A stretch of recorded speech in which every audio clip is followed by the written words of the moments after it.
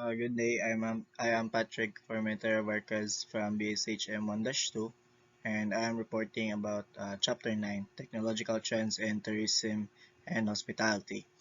The learning objectives of this chapter is to defend the importance of having a robot in the hotel and restaurant industry and give an example of technological trends applied in the tourism and hospitality industry.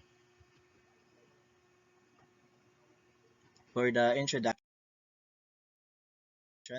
as discussed in the previous chapters, the role of technology in the tourism and hospitality industry is indisputable. So indisputable siya in a way nga daghan na kayo siya na contribute ani nga industry and help ni siya para mas may efficient atong lihok.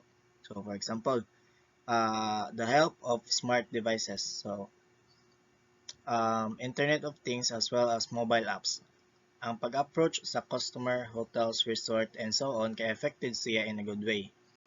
And this chapter will discuss some of these as there are a lot of technological trends that are or will become available in the industry.